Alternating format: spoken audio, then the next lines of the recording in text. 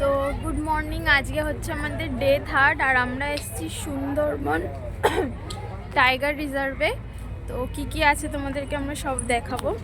বেরোবো আমাদের ইন একটা এক্সিট আর একটা, ঠিক আছে। ওখানে গিয়ে আমরা ম্যাপ দেখবো, সুন্দরী গাছের লাইন আছে সেটা দেখে বেরোবো, ঠিক আছে। তো এটা গেলো এখানকার। আর একটা জিনিস বলে দিই, কোনো ক্যাম্পে নেমে গাছের গায়ে হাত দেবেন না বা পাতা ছিঁড়বেন না, ধূমপান করবেন না, আর কোনো এনিমেলস দেখতে পেলে আওয়াজ করবেন না, ঠিক আছে। মাথায় রাখবেন বোর্ডের নাম হচ্ছে দেবী, ঠিক আছে। তো ওই নাম ধরে সবাইকে ডাকা হবে। তো দিনের শুরুতে তো আগে আমাদেরকে গাইড ভালোভাবে বুঝিয়ে দিল কোথায় কিভাবে যাওয়া হবে। তারপরে আমাদের কিন্তু সবার প্রথমে যেটা দেখতে পেলাম সেটা হচ্ছে কচ্ছপ। হ্যাঁ দেখো, কচ্ছপের সাইজগুলো কিন্তু অনেক বড় ছিল। তো করে সিঁড়ি ভাঙতে ভাঙতে আমরা এখন উপরে যাব। নেমে গেলি কেন? এই যে সবে ফার্স্ট ফ্লোরে এলাম। এখনো অনেকটা সিঁড়ি ভাঙা বাকি আছে আমাদের।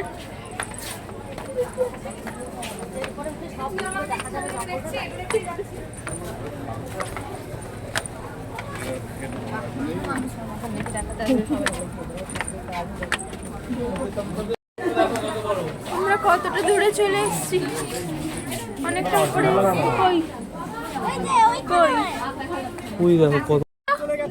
বাঘ নেই? আর কি দেখেছো বাঘ ছাড়া? বাঘ নেই, কিচ্ছু নেই। জঙ্গল ও জঙ্গল দেখেছো? কি দেখেছো? কি ছিল? কিছুই নেই। আমরা কতটা উপরে আছি, প্রায় তিনতলার উপরে রয়েছে এখন। আর এখান থেকে দেখা যাচ্ছে, জাস্ট যেদিকে দেখাচ্ছি যতদূর চোখ যাচ্ছে শুধু জঙ্গল। দেখে যতদূর চোখ যাবে ততদূর জঙ্গল।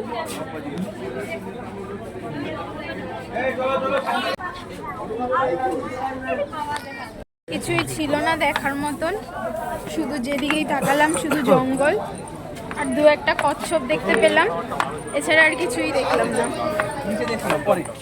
ওটাতে আমরা কি কি দেখেছি? শুধুমাত্র কচ্ছপ দেখেছি আর বানর দেখেছি। আর কি দেখেছো? কচ্ছপ, বানর, কুমির দেখেছি। ও হ্যাঁ, একটা কুমিরও দেখেছি আমরা। মাছ ছিল, ইম্পোর্টেড মাছ ছিল, সেগুলো দেখেছি। হ্যাঁ, তো আমরা ওই সাইডটা দিয়ে ঢুকেছিলাম আর এক্সিট করছি এখান থেকে মাতলা প্রপার্টি। তো আমাদের বোর্ড আসছে, আমাদের দেবী বোর্ড আসছে।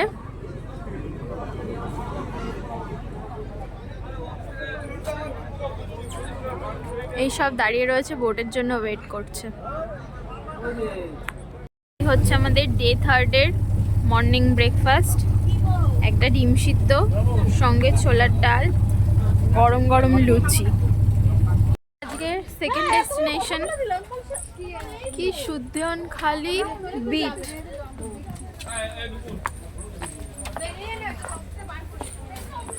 মন্দির সুন্দর,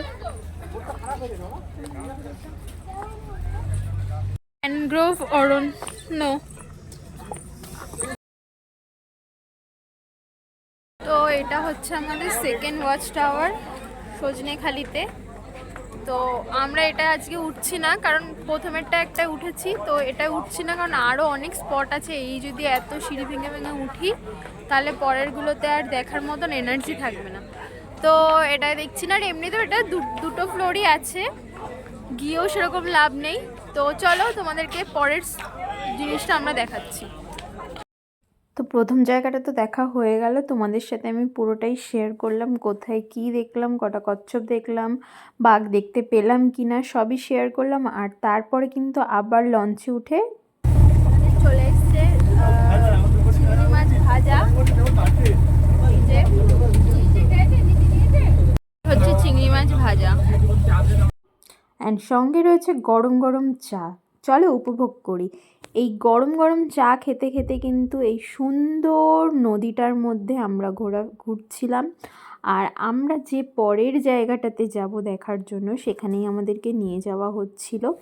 তো আমার কিন্তু দেখতে খুবই ভালো লাগছিল। আর এই দেখো, তোমাদেরকে আমি দেখাচ্ছি, এখানে কিন্তু একটা হরিণ দেখা যাচ্ছে। তোমরা কি দেখতে পাচ্ছ? দেখো, আমি যতটা সম্ভব ক্যামেরা জুম করে তোমাদেরকে দেখানোর চেষ্টা করেছি। হরিণ দেখার পরে কিন্তু আমরা আবার সেকেন্ডে জায়গাটায় যাব, সেটার জন্য রওনা হলাম।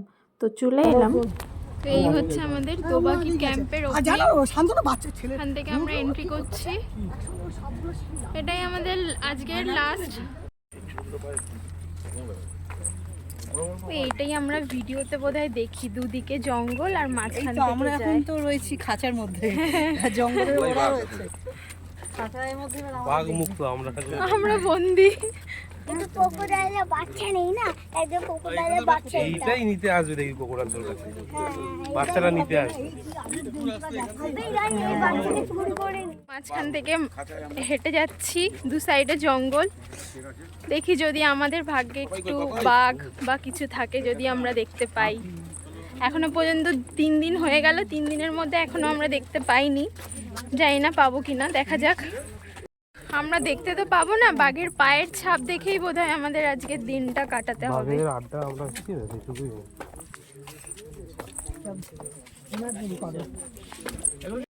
এতগুলো স্পট আমরা ঘুরলাম প্রায় ফার্স্ট ডে থেকে নিয়ে আজকে 3rd ডে অবধি প্রায় 6-7টা স্পট আমরা ঘুরেছি, কিন্তু এখনো পর্যন্ত একটাতেও আমরা বাঘ দেখতে পাইনি, আর পেলামও না। এটা হচ্ছে আমাদের লাস্ট স্টপ। এখান থেকে আমরা এই প্রায় 5 মিনিট মতন হাঁটছি, এখনো একটাও বাঘ দেখতে পাইনি, শুধু বাঘের পায়ের ছাপ। কোন দিকে যাব আমরা একটু দাঁড়াই।